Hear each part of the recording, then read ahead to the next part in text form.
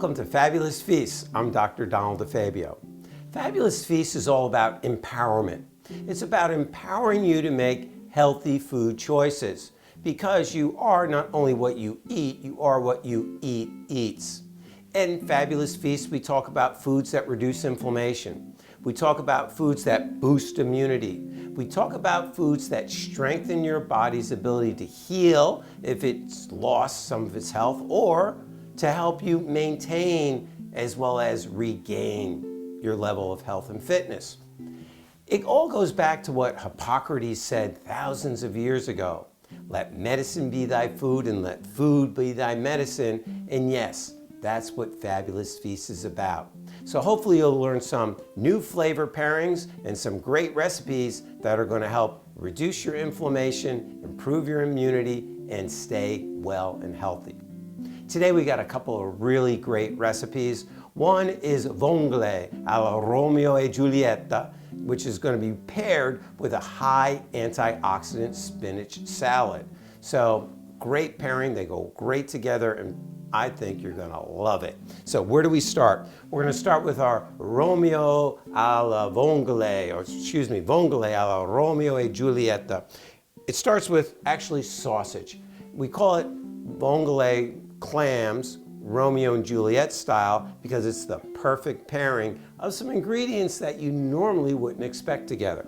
So we're going to start with some sweet Italian sausage. It's cut into 1-inch pieces. That's about ½ pound. And we want the sausage to start cooking first. Put it in a cold pan with just a little bit of water, plain old water, just enough to barely, quote the pan, maybe about 1/4 inch. Cover it, turn it up on high. We want the water to boil. And what happens is you're basically boiling the sausage, and that's going to cause it to throw off its fat. Now, what's really exciting about sausage is that we're more aware of the fat profile in our meats today. You can get, like this is a commercially available Italian sweet sausage, but as you're going to notice, once the fat renders out, there's not going to be a lot of fat in here. I'll be shocked if I have to drain the fat out. The little bit of fat that's going to remain in the pan is going to be perfect for sauteing the clams and the vegetables that are going to go with it. So that's just got to go for a few minutes. It won't take long at all. Once the water evaporates, it boils the meat renders out its fat. We'll take the lid off and brown it, because you want the sausage to be brown. You want that little bit of crispness. That's what gives it that nice bite. So that's going to take a few minutes. Won't take very long. In the meantime, we're going to check our clams. Now these are little neck clams, so we're not going to take them out of the shell. They gave me one that was a little bit bigger, more of a middle neck. Not quite a cherry stone, but it's also be okay. I wouldn't go larger than that though. We've already checked them, right? Sounds like two rocks hitting each other. That's how we know they're alive. So if for whatever reason the clams don't open up, eat them, open them, eat them. They're good clams. If you click them together, now these are all live, and they'd sound hollow. Maybe if I did this. No, it doesn't work. But it sounds hollow. You don't have that like two rocks hitting against one another. That means that one of the clams is dead. Check 2 other clams, and then you can figure out which one's dead. Throw it away. One bad clam will ruin the whole dish. And again, if it doesn't open up and you checked it before you cooked it, all the clams are good. So make sure you eat them. Now, to help your clams open up, keep them cold. They just came out of the fridge. They're not in water. You can put ice on them, but you don't want to keep them in water because they'll drown in the refrigerator. Don't ask me why. Maybe it's because they live in sand. But if you put them in water in the fridge, they're going to dry. You can keep them on ice. They love that, all right? So they like being on ice, but they don't like being submerged in water outside of the ocean. So keep them cold. The colder your clams are, not frozen, before you throw them into the heat, the better chances are they're going to open up on their own and you won't have to help them a little bit. All right? So the clams are good to go. We've only been talking a few moments, and this is boiling away. Great.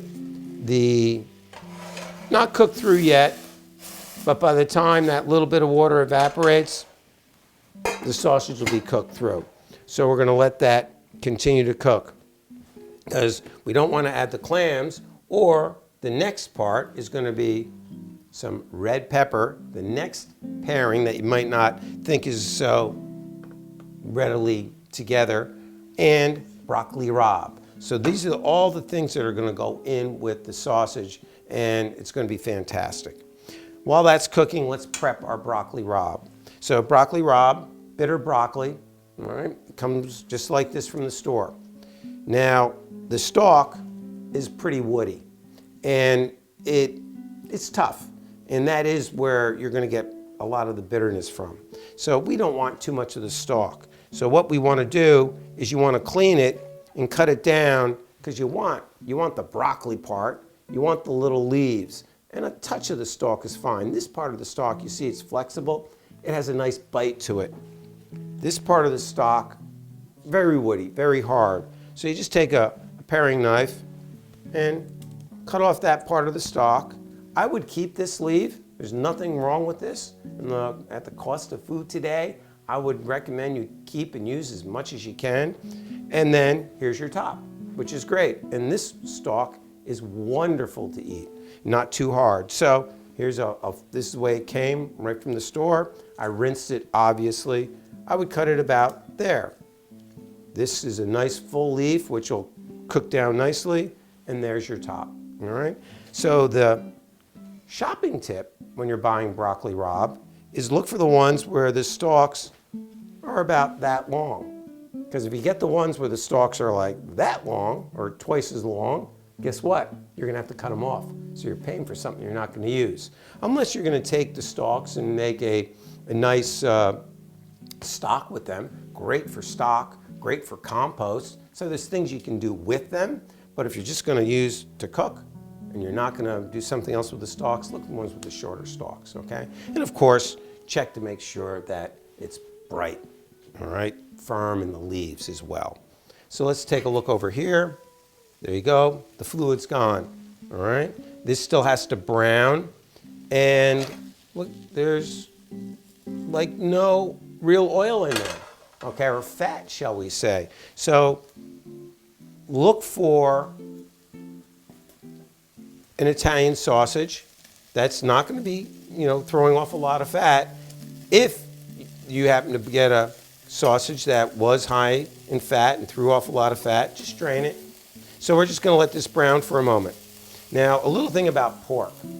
Pork is actually a relatively healthy meat.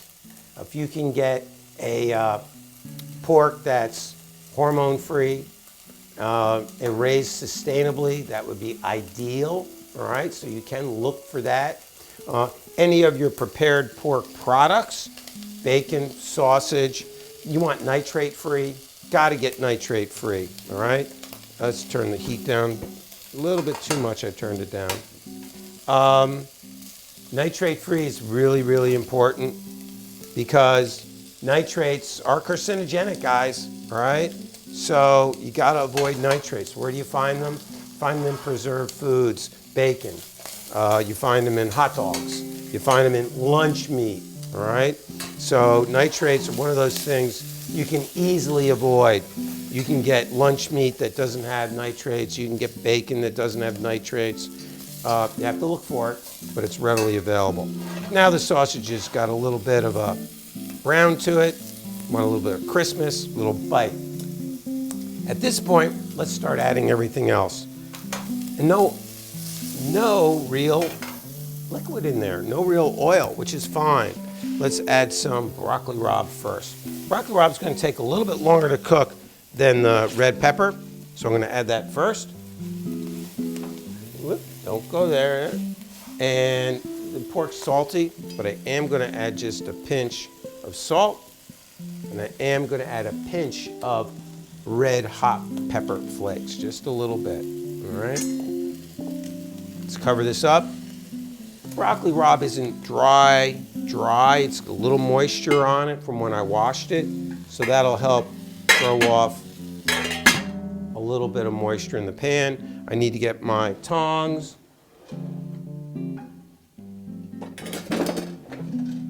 turn that around a little bit. And the sausage is in there. So we're leaving the sausage in there. This is going to sweat down. Whoop, that guy just didn't want to stay in the pan. Oh boy, he was going to get out anyway. Now there's a lot of fond on the bottom of the pan here. All right, so you can see all the crispy from the sausage. We want that to come up, all right? We want that to lift up. So I'm going to add just a touch of white wine, just a little bit. It's about an ounce or two, just to deglaze the pan a little bit, give us a little bit of moisture as well. You can see the broccoli rabe's wilted. So now, red pepper, great stuff. Sweet red pepper. Let's add the red peppers. That gives a nice sweetness. So what do we have? We have sweet sausage. Can you use hot sausage? Of course you can. We have the bitterness of the broccoli. We have the sweetness of the red pepper. And everything isn't cooked except the sausage is completely cooked now. Clams. And there was a little water in there. There was a little water in the bottom. I don't want that. I want just the clams. Why? Because clams are going to throw off their own juice. And they're going to throw off plenty. Put those in there. Cover. All right. I'm going to toss it a little bit first. Clams are cold. Everything else in here was hot. So they're going to need to get warmed up. So we're going to raise the heat a little. Yeah, about medium high. That's going to go for about 5 minutes, and then we're done. We're going to show you how you can plate it up. So while that's cooking, we talk about anti-inflammatory foods. We talk about foods that suppress inflammation. Why? Because pain is inflammation. Unless you got hurt, unless you had a trauma, unless you had an injury, all right? You fell and twisted your ankle, broke your leg, whatever. Inflammation brews, kind of like a volcano. And then all of a sudden, it erupts and you get pain, all right? Now, disease processes are different. We're talking about things that I just woke up one morning and my back was sore. I just woke up one morning and I was having neck pain or shoulder pain. I didn't do anything. That's the type of thing we're looking at, all right? And it builds slowly over time from chronic irritation. Why? Because you're not eating the right foods, because you're not getting enough sleep, because maybe you don't have enough nutritional support. Look, you really need to try to eat as many organic and fresh and farm-to-table foods as possible today. But the food quality today just isn't as good as it used to be, all right? Because of pesticides, because of preservatives, all right? Because it's picked 3 weeks before it gets to the store where you buy it. So really look for farm-to-table.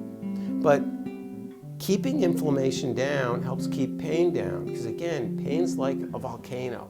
It erupts, and then it goes away. But that doesn't mean the volcano isn't still smoldering, isn't still creating heat and brewing so that it can erupt again. You have to you want to put that fire out so it doesn't come back. Adjustments. Make sure your joints are moving properly. Muscle work to make sure your muscles are freely movable. Friction in the joints, tightness in the muscles creates inflammation, rubbing. More importantly, got to eat right and simple nutritional supplements to create low inflammatory status. There's been a lot of talk about the cytokine storm with certain diseases. Well, guess what? You can suppress that reaction by eating anti-inflammatory foods. So that's why we're so focused on that. And I want people to think about pain being more than, or not having pain doesn't mean you're healthy. Pain just tells you something really bad's going on. The volcano erupted. But once the pain goes away, what do you need to do to invert that volcano? So all this good stuff's up top and it doesn't come around to put the fire out. That's what I really want you to start thinking about. So, but I hear it all the time in the office. Hey doc, I'm feeling good. My pain went away. I'm all better. Well, maybe not.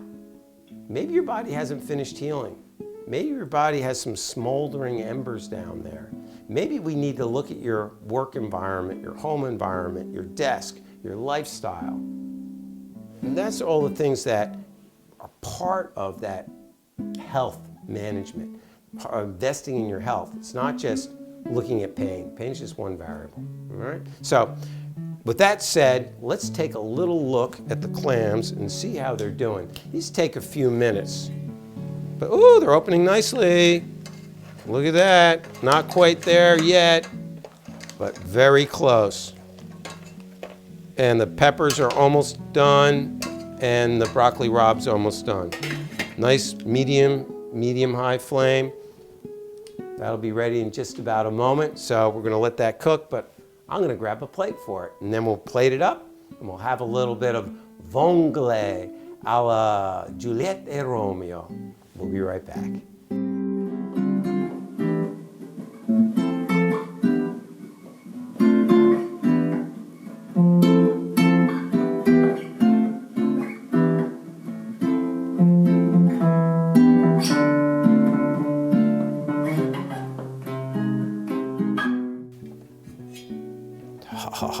Oh man, it's beautiful, beautiful. So let's put this over here. Won't need that, and there we go. We have lots of nice, that's all clam juice now. So we plate it up, clams opened up. Get a little broccoli rabe. See now, this is a perfect example. This clam was broken, but I checked it. It was still alive. I was able to cook it, so it wasn't a problem, okay? So that's what we want to do, and let's add a little of that. But you know something, for presentation purposes, that's what we want. We want something that looks really pretty. A little bit of fresh parsley over the top, and our Vongole a la Romeo e Julieta is good to go. Bingo. And there you have it. What's really excellent is the pairing we're going to make with an antioxidant-rich spinach salad. So, start with some basic spinach leaves. Spinach is one of those vegetables you really want to try to buy organic if you can. A lot of pesticides in spinach if it's conventional. I'm going to need to put that there for a moment because we're going to add to that some sun-dried tomatoes. Now, if you notice, these sun-dried tomatoes are packed in oil. You want to get the sun-dried tomatoes that are in oil as opposed to the ones that are dry. They're going to have a better consistency. There won't be as much, they'll have a better mouthfeel to them. The dry ones are they're just too hard to eat. So I'm going to take the halves. Let's get that out of the way so everybody can see. These are halved, and they happen to have a little oil with them. It's olive oil. They also have some spices, so it'll give a nice flavor to the salad. But what is going to go great with the clams and the garlic, what goes really well, is oregano in the salad. And we're going to put some Parmesan cheese shavings. So the little bit of oil that we're getting from the sun-dried tomatoes isn't going to be enough. So we'll still add some extra virgin olive oil. The little bit of seasoning that comes with them will be fine. It's not going to overpower anything. But usually the sun-dried tomatoes have oregano seasoning in them. And find a company you like, because they are a little bit different. But the key is get the ones packed in oil. Now, tomatoes are very high in antioxidants, lycopene, all right? And why are antioxidants important? Antioxidants are important because they neutralize free radicals. Free radicals are chemicals in your body that are trying to create a problem, and they're related to exposure to not only environmental irritants and toxins, and it neutralizes them. When a reaction happens in your body, even if it's good, let's take making water, okay? You have 2 hydrogens over here, you have 2 oxygens over there, they get together, they make H2O. There's a leftover oxygen floating around. That's a free radical. He's trying to look for something to do. He wants to make problems. An antioxidant comes along, meets up with that extra oxygen floating around, even though the water it made was really good, and it keeps it company until the oxygen finds some other hydrogen to make more water. A very simplistic analogy, but that happens with all the chemical reactions in your body. So by maintaining free radical balance and by keeps them from causing problems. Like what? Like inflammation. Free radicals that attack the lining of your blood vessels lead to hardening of the arteries. Free radicals that attack to cholesterol make it inflamed. Makes a lot of LDL or bad cholesterol. So you want to neutralize those free radicals. So that's why it's important to have things like tomatoes and colored foods. You know, I talk about salad having 3 colors. Try to get 3 colors in every salad that you make. That's a great way to have it antioxidant rich and make it healthy. Oil is okay if it's olive oil, especially extra virgin olive oil. Fats aren't bad. Bad fats are bad. What's a bad fat? Corn oil, bad fat. What's a bad fat? Safflower oil, peanut oil, bad fats. Canola oil. What's a good fat? Olive oil. Coconut oil is actually a good fat. Avocado oil, good fat, all right? So eat lots of those fats, but stay away from the bad fats. So a little olive oil, some black pepper. Now, freshly ground black pepper is going to have a lot more bite to it than the pre-ground black pepper. Just be aware of that, because now we just released all the phenols, all the oils in here that give it its punch. So keep your food fresh as much as you can. This takes a touch of oregano. Now, this is an antioxidant salad. We want to drive health, but I keep using that word. What is health? Health is optimum physical, mental, and emotional well-being, not merely the absence of disease and infirmity. That's the definition of health found in Dorland's Medical Dictionary, okay? Go look it up.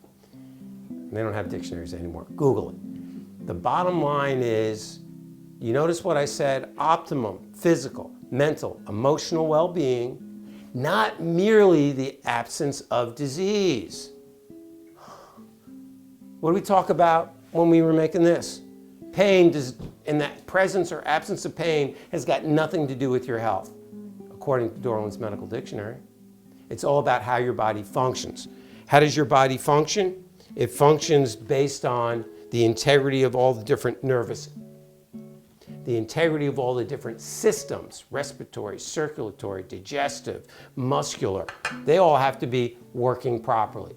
How do they work properly? They work properly based on what your nervous system does, because your nervous system governs all those other systems of the body.